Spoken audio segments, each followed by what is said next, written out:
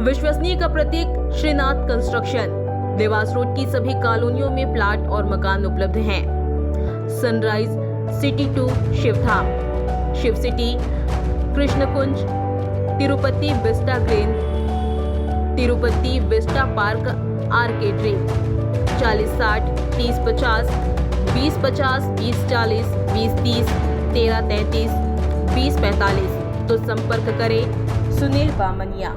Mobile number 8818831514। Sandeep Malviya 9713166732। नमस्कार, आप देख रहे हैं उज्जैन 24 न्यूज। हम लेकर आए हैं आपके सामने दिन भर की सबसे बड़ी और सबसे अहम खबरें। सुप्रसिद्ध पार्श्व गायक अरिजीत सिंह आज श्री महाकालेश्वर मंदिर पहुंचे और प्रातःकालीन भस्म आरती में आस्था के साथ सम्मिलित हुए। भस्म आरती के पावन दर्शन के उपरांत उन्होंने गर्भगृह में जाकर श्री महाकालेश्वर भगवान का विधिवत पूजन अर्चन किया, जो श्री आकाश पुजारी द्वारा संपन्न कराया गया। भक्तिभाव से ओतप्रोत अरिजीत सिंह की उपस्थिति से मंदिर परिसर में श्रद्धा और संगीत की अनुपम छटा बिखर गई।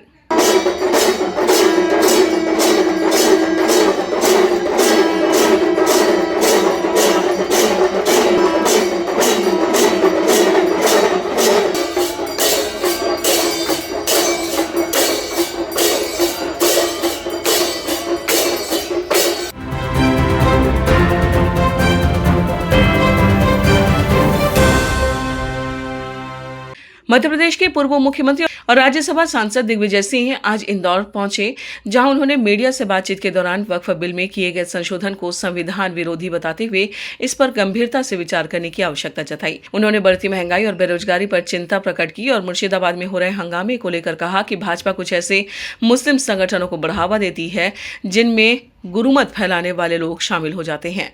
सिंह ने कहा कि राइट विंग के रीजनल फैनेटिक संगठन, चाहे वे हिंदू हों या मुस्लिम, दोनों समाज में विभाजन और दंगे फैलाने का कार्य करते हैं, इसलिए इन पर नियंत्रण आवश्यक है। उन्होंने याद दिलाया कि अपने शासनकाल में उन्होंने बजरंग दल और सिमी जैसे कट्टरपंथी संगठनों को अलग रखा था, क्योंकि दंगे अक्सर ऐसे संगठनों की भूमिका से ही भड़कते हैं।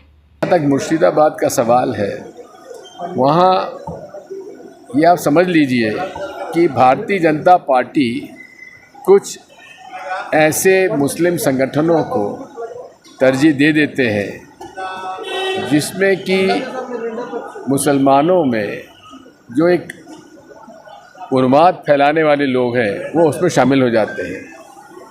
आज समस्या वही है कि राइट विंग रीजनल फैनेटिक संगठन, चाहे हिंदुओं के हों चाहे मुसलमानों के हों, इनको थोड़ा सा हमें दूर रखना चाहिए और इन पर नियंत्रण करने की आवश्यकता होती है। अब जैसे मैंने उस समय बजरंग दल और सिमी को दोनों को मैंने अलग अलग रखा था, क्योंकि जब भी दंगे फसाद होते हैं यही जो हैं कट्टरपंथी हिंदू संगठन और कट्टरपंथी मुस्लिम संगठन ये मिलकर दंगा फसाद कराते हैं।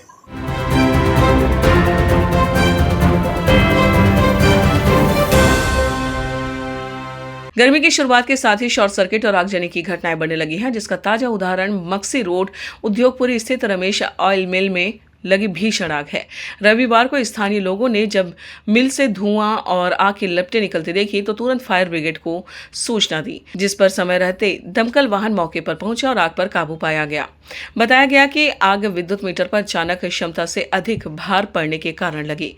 रमेश ऑयल मिल, जो खली उत्पादन का कार्य करती है, रविवार होने की वजह से बंद थी, जिससे कोई जनहानि नहीं हुई। हालांकि आग की चपेट में आकर मिल में रखा लाखों रुपए का सामान जलकर खाक हो गया, जिससे भारी आर्थिक नुकसान की आशंका जताई जा रही है। सर गाड़ी और आएगी, एक ही गाड़ी है।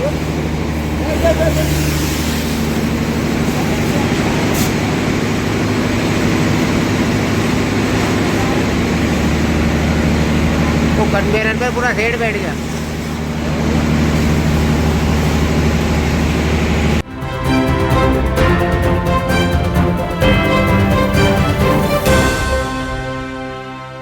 थाना इंगोरिया क्षेत्र के ग्राम घड़सिंगा से मानवता को झकझोर देने वाला मामला सामने आया है, जहां एक पिता ने अपनी 16 वर्षीय नाबालिग बेटी को 10 लाख रुपए में राजस्थान में बेच दिया।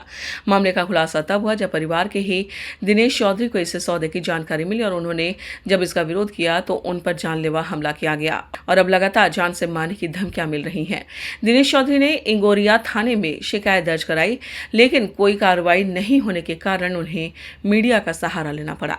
दिनेश ने बताया कि नाबालिग लड़की पहले एक लड़के के साथ घर से भाग गई थी, जिसे पुलिस ने बरामद कर पिता करण सिंह को सौंप दिया था, लेकिन उसी दौरान लड़की को 10 लाख रुपए में बेच दिया गया।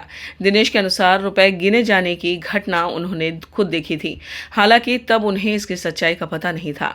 बाद में जब उन्होंने करण सिंह से बेटी के बारे में पूछा तो उसने खुलेआम बताया कि उसने अपनी बेटी को बेच दिया है और इस बात की पुष्टि राजस्थान के व्यक्ति ने भी की, जिसकी रिकॉर्डिंग दिनेश के पास मौजूद है। विरोध होने पर दिनेश पर हमला कर दिया गया, जिससे क्षेत्र में सनसनी फैल गई और पुलिस की निष्क्रियता पर भी सवाल उठ रहे हैं। निवासी ग्राम घड़सिंगा से थाना इंगोरिया क्षेत्र का है। मैं जो ये लड़की का मामला हुआ है इंगोरिया में, तो वहाँ से जो लड़की इन्होंने जो बेची है 10 लाख में, जब यहाँ से थाने से इनको सुपुर्दगिरी में करने के बावजूद मैं निकल के जा रहा था, इन्होंने वहाँ पर मेरे को बुलाया, बोले यहाँ थोड़ा सा काम है। मैं वहाँ जाके बैठा तो इन्होंने वो पैसे लाके मेरे को रखे कि लो अरे पैसे गिनना। पैसे गिनने के बाद में मैंने पूछा यार ये काहे के पैसे है? बोले यार ये मामला एक दूसरा है। फिर मेरे को बाद में पता चला, मैंने इनको बोला यार तुमने ऐसा क्यों कर रहे हो? इन्होंने फिर मेरे ऊपर दबाव बनाया, मारने की धमकी दे रहे हैं और मेरे को अभी परसों भी सब्बल लेके मेरे माथे में देने के लिए आए थे। वहाँ पर भी मेरा बीच बचा हुआ है, जिसके पहले भी मेरे ऊपर 2-3 बार हमला हो चुका है। इस चीज़ की मैं थाने पे रिपोर्ट भी कर चुका हूँ। लड़की का नाम क्या है और लड़की को सुपुर्द क्यों किया गया था? लड़की का नाम है चंदा और पिताजी का नाम है करण सिंह चौधरी। थाने से किस बात के लिए सुपुर्द किया गया था उसको? थाने से वो लड़की चली गई थी उस लड़के के साथ में, तो वहाँ से पुलिस पकड़ के लाई थी, जिसके बावजूद में इनके सुपुर्दगिरी करने के बाद में इन्होंने बाद में वो लड़की को बेचा है। आपको कब मालूम पड़ा इस चीज़ का? मेरे को बाद में मालूम पड़ा, इन्होंने पैसे लेने के बावजूद। पैसे हालांकि मेरे पास गिनवाए भी सही, पर ये सारी चीज़ मेरे को पता नहीं था कि किस चीज़ के पैसे ले रहे हैं।